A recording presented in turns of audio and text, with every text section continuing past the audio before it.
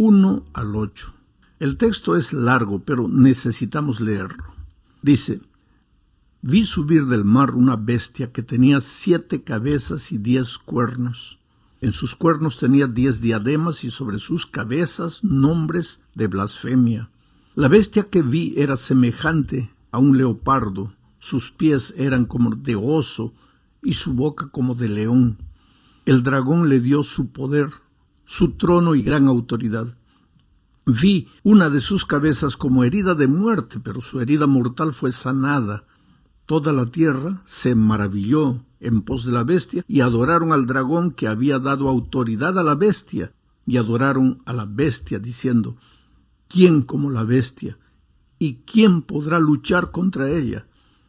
También se le dio boca que hablaba arrogancias y blasfemias, y se le dio autoridad para actuar por 42 meses, y abrió su boca para blasfemar contra Dios, para blasfemar de su nombre, de su tabernáculo y de los que habitan en el cielo.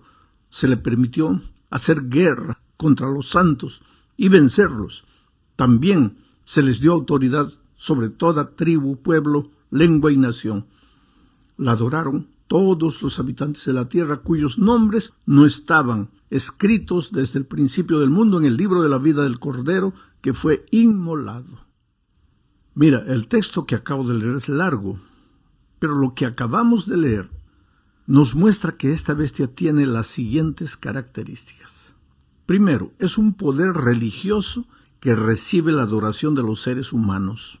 El versículo 8 dice: la adoraron todos los habitantes de la tierra. Por tanto, recibe la adoración de los seres humanos. Segunda característica, también es un poder político de alcance mundial. Porque el versículo 7 dice: se le dio autoridad sobre toda tribu, pueblo, lengua y nación. Tercera característica, en un momento de la historia, esta bestia pierde su poder, pero después sana e impone el respeto y la admiración del mundo. El versículo 3 dice: vi una de sus cabezas como herida de muerte, pero su herida mortal fue sanada. Cuarta característica, esta bestia blasfema contra Dios. El versículo 5 dice: se le dio boca que hablaba arrogancias y blasfemias. Quinta característica, esta bestia persigue al pueblo de Dios, porque el versículo 7 dice: se le permitió hacer guerra contra los santos y vencerlos. Sexta característica, el poder de esta bestia dura 42 meses, lo que en lenguaje profético equivale a 1260 años. El versículo 5 confirma esto cuando dice: se le dio autoridad para actuar por 42 meses. ¿Viste estas 6 características? Bueno, aquí se está hablando de un poder que forzará la conciencia de la gente para que ésta adore como este poder lo determina. Y si queremos descubrir dónde se encuentra este poder hoy, todo lo que tenemos que hacer es contestar las siguientes preguntas. ¿Conoces tú hoy algún poder que, además de ser religioso, ejerza una poderosa influencia política sobre cada tribu, pueblo, lengua y nación? ¿Conoces tú? ¿Puedes decir? Segunda característica, ¿conoces un poder religioso que, además de poseer esta primera característica de también tener fuerza política, haya perdido su fuerza política en algún momento de la historia para recuperarla después? Porque el texto de las Escrituras dice que vi una de sus cabezas como herida de muerte, pero su herida mortal fue sanada, y toda la tierra se maravilló en pos de ella. Tercera pregunta que debes hacerte: ¿dónde puedes ver hoy un poder religioso respetado y admirado por reyes, príncipes, presidentes y ministros de Estado? Un poder religioso, pero político al mismo tiempo. ¿Dónde está ese poder? Cuarta pregunta que tienes que hacerte: ¿es posible que ese poder haya blasfemado alguna vez contra Dios? ¿O, en las palabras del profeta Daniel, haya pensado cambiar los tiempos y la ley? Mira, busca la ley de Dios tal como está escrito en la palabra de Dios, en Éxodo 20, y compárala con la ley que ahora conocen los seres humanos. Y di, ¿quién introdujo ese cambio? ¿Quién cambió la ley? Quinta pregunta que es necesario hacerse: ¿ha perseguido a la gente este poder religioso en algún momento de la historia? Ha perseguido a las personas porque esas personas preferían seguir las enseñanzas de la Biblia y no las que el poder religioso político exigía. Nadie te va a forzar a nada, pero al consultar las Escrituras tal como están escritas, ¿cuál es la conclusión a la que tú llegas? Sabes, no es fácil para mí decir esto porque la fe y la conciencia de las personas son ámbitos sagrados. Tú eres lo más lindo que Dios tiene. Él sabe que eres sincero en lo que crees. Yo no tengo derecho de causarte sufrimientos, pero por otro lado, ¿te parece que las verdades divinas para el tiempo del fin deban permanecer ocultas? Lo que estoy diciendo no se refiere solo a la religión o a la iglesia. Dios tiene su iglesia en esta tierra, eso es verdad, eso es bíblico. Pero por encima de todo, lo que está en juego es la soberanía de Dios. Hay un conflicto entre el enemigo de Dios, que siempre está acusando e intentando desestabilizar el gobierno divino. Ese conflicto es con Dios, que siempre está llamando a sus hijos para que anden a la luz de su palabra. Por este motivo me limito a transcribir el texto de las Escrituras. Me limito a comentar el texto, pero guiándote para que tú llegues a tus propias conclusiones. Y le ruego al Espíritu Santo que ilumine tu mente para que logres entender el mensaje del texto bíblico. Yo no quiero nombrar a esta o aquella iglesia, o a este o aquel dirigente religioso. Solo quiero que leas el registro sagrado, mires a tu alrededor, observes los acontecimientos religiosos y políticos y tomes tú mismo una decisión. Pero por favor, deja a un lado los prejuicios. Trata de analizar las Sagradas Escrituras no solo con el corazón, sino también con el raciocinio y con una mente analítica que estudia con sinceridad la palabra de Dios para descubrir la verdad. Veamos ahora el segundo poder que aparece en Apocalipsis 13. El primero sale del mar y es un poder político religioso que cambia las verdades bíblicas y que a lo largo de la historia siempre quiere que las personas lo sigan y en lugar de adorar a Dios, adoren a ese poder. Pero en el capítulo 13 aparece una segunda bestia y ahora leamos los versículos 11 al 18. Después, dice Juan, vi otra bestia que subía de la tierra. Tenía 2 cuernos semejantes a los de un cordero, pero hablaba como un dragón. Ejerce toda la autoridad de la primera bestia en presencia de ella y hace que la tierra y sus habitantes adoren a la primera bestia, cuya herida mortal fue sanada. También hace grandes señales, de tal manera que incluso hace descender fuego del cielo y la tierra delante de los hombres.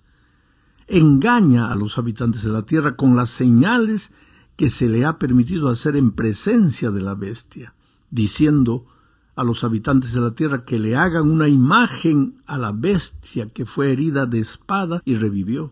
Se le permitió infundir aliento a la imagen de la bestia para que la imagen hablara e hiciera matar a todo el que no la adorara, y hacía que a todos, pequeños y grandes, ricos y pobres, libres y esclavos, se les pusiera una marca en la mano derecha o en la frente, y que ninguno pudiera comprar ni vender sino el que tuviera la marca y el nombre de la bestia, o el número de su nombre. Aquí hay sabiduría. El que tiene entendimiento cuenta el número de la bestia, pues es número de hombre y su número es 666.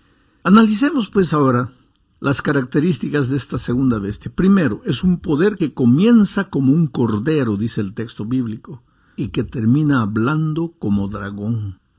Tú sabes que el cordero simboliza a Jesús. El sacrificio de ese cordero es el centro del evangelio que Cristo vino a enseñar. Quiere decir que este segundo poder, esta segunda bestia que sube de la tierra, fue un poder cristiano al principio de su existencia, hablaba como cordero, pero algo sucedió a lo largo de la historia que lo hizo hablar como dragón. Segunda característica, este poder pone toda su fuerza al servicio de la primera bestia, del poder político religioso. Y esta segunda bestia hace que la tierra y sus habitantes adoren a la primera bestia. No pide que se lo adore, pide que se adore a la primera bestia. Tercera característica, es un poder que deslumbra porque el texto bíblico dice que incluso hace caer fuego del cielo delante de los hombres. Cuarta característica, es un poder que además de darle fuerza a la primera bestia, exige que se adore a una imagen o representación de la primera bestia. Una imagen, tú sabes, es algo que se parece al original, aunque no lo sea en realidad. Quinta característica, es un poder que le da fuerza a esta imagen de la bestia, hasta el punto de decretar la muerte de los que no la adoren. Sexta característica, ordena poner la marca de la bestia sobre todo el mundo para que el que no la tenga no pueda comprar ni vender. Ahora vienen las preguntas. ¿Conoces un poder como este? Para saber a quién simboliza esta segunda bestia, otra vez te pido que contestes estas preguntas. Primero, ¿existe hoy un país poderoso que en los comienzos de su historia fuera una nación cristiana, estudiosa de la Biblia y que defendía la libertad de adorar a Dios de acuerdo a la conciencia de cada uno? Es decir, este poder, este país, este poder político hablaba en el inicio de su historia como un cordero. ¿Conoces algún país así? Segunda pregunta, ¿existe hoy un país poderoso que habiendo tenido ese origen de hablar como cordero, origen cristiano, se fuera convirtiendo con el tiempo en una nación secularizada, en cierto modo la cuna de toda clase de ideologías y filosofías que no pasan de ser la voz disfrazada del dragón? Tercera pregunta, ¿cuál es en este momento el país que le presta más apoyo al primer poder que hemos visto en este capítulo? Cuarta pregunta, ¿cuál es hoy el país que deslumbra con su tecnología, su poderío militar y que la historia presenta como el único país que un día se atrevió a hacer caer literalmente fuego del cielo, destruyendo así 2 grandes ciudades? Quinta pregunta, hasta aquí, tú sabes, es fácil identificar este país echando mano solo de las Escrituras, porque todas estas características se están cumpliendo de alguna manera. Pero el texto sagrado menciona todavía algunas características de este país que se cumplirán en un futuro muy cercano. Y esas características son: primero, este país escogerá un día de la semana como símbolo del primer poder mencionado en este capítulo. Y ese día con toda seguridad será el domingo. Este país exigirá que todo el mundo adore a Dios en ese día, en el domingo. Y los que no obedezcan no podrán comprar ni vender. No lo digo yo, lo dice la palabra de Dios. Como puedes ver, en primer lugar, en el capítulo 13 del Apocalipsis se presenta un poder político religioso que de alguna manera se atribuye prerrogativas divinas, y a continuación, en el mismo capítulo, aparece un país poderoso, una superpotencia que usa todo su poderío para que los seres humanos le rindan adoración al primer poder religioso político. Posiblemente a muchos les cause cierta repulsión la palabra bestia, porque puede ser peyorativa y hasta un insulto. La palabra bestia puede servir para ofender y agredir, pero la profecía no la usa en ese sentido. En la profecía, una bestia o animal es símbolo de un determinado poder. Y aquí se está intentando identificar 2 poderes que obrarán juntos en el fin de los tiempos para perseguir y obligar a los seres humanos a desobedecer a Dios. Estos 2 poderes, uno es un poder político-religioso.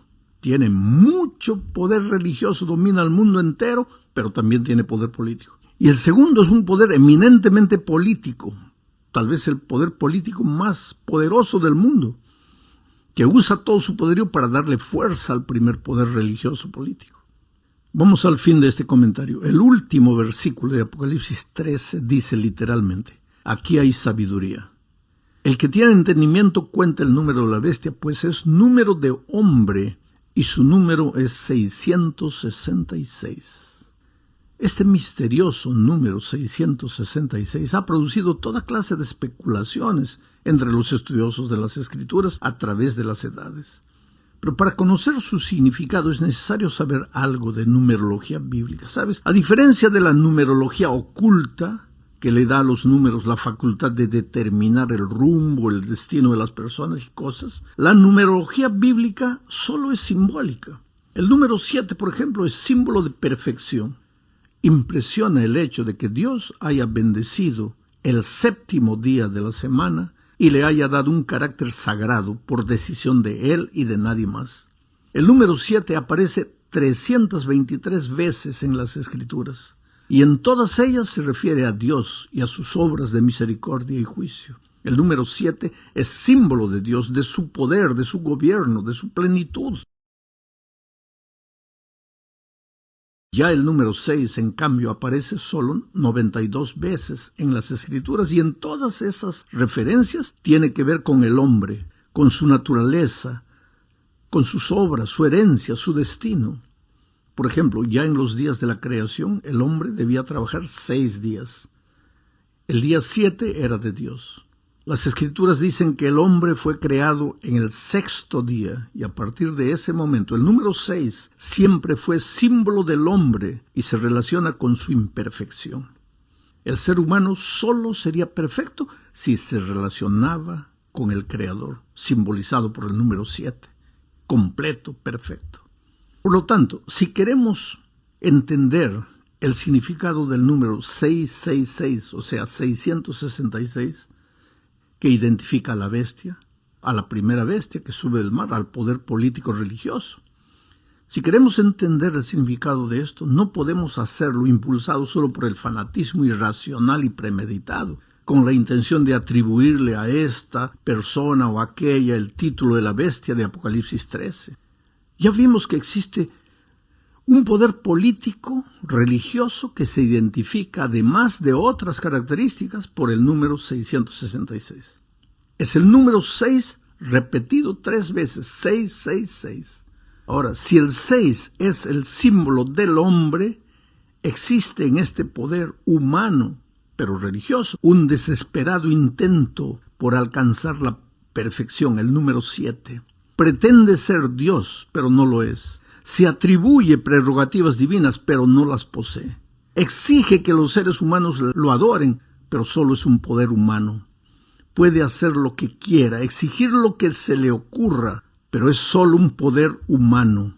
Y su engaño consiste en pretender que los hombres acepten lo humano como si fuera divino. Intenta tranquilizar las conciencias de los hombres haciéndoles creer que sirven a Dios, cuando en realidad son súbditos del enemigo disfrazado de poder religioso. 666 es el hombre queriendo ser Dios. Intenta llegar a 7, pero no.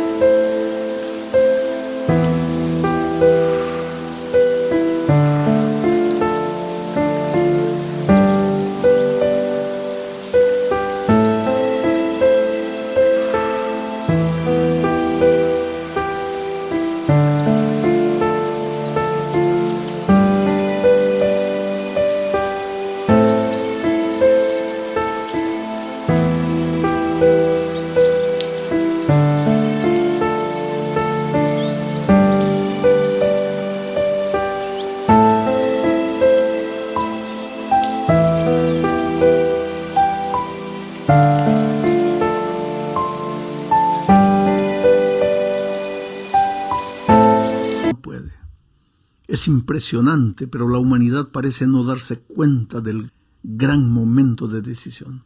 Sabes, decidir requiere muchas veces cambiar de rumbo. Decidir implica a menudo la aceptación de verdades bíblicas. Esto es crecer, y no hay crecimiento sin dolor. Tal vez por eso los seres humanos no quieran crecer. Ahora, crecer no significa negar el pasado, sino convertir el pasado en el fundamento para construir el futuro. Hace poco estaba estudiando las Escrituras con un joven universitario. Era un estudiante inquieto, lleno de preguntas e interrogaciones. Con amor le abrí la Biblia, dejé que la palabra de Dios respondiera a sus inquietudes espirituales. Estábamos estudiando este tema de las bestias. Él comenzó a identificar a la primera bestia como el poder político religioso o religioso político al cual él seguía. Y cuando comenzó a entender la verdad bíblica, sus ojos se abrían. maravillados ante las verdades acerca de las cuales nunca había oído. Contestaba, refutaba, racionalizaba. Después de todo, estaba descubriendo que esas verdades contradecían todo lo que había aprendido desde la infancia. ¿Qué le dirían sus padres y sus abuelos si se enteraran de que él estaba cuestionando muchas de las tradiciones que había heredado de la familia? Súbitamente vi que sus ojos brillaban de emoción. Yo sabía que el Espíritu de Dios lo estaba perturbando. Había una lucha en su corazón. La verdad de la Escritura por un lado y la tradición y la fe de la familia por el otro. La mente por un lado y el corazón por otro. ¿Qué hacer? Me miró angustiado y me dijo: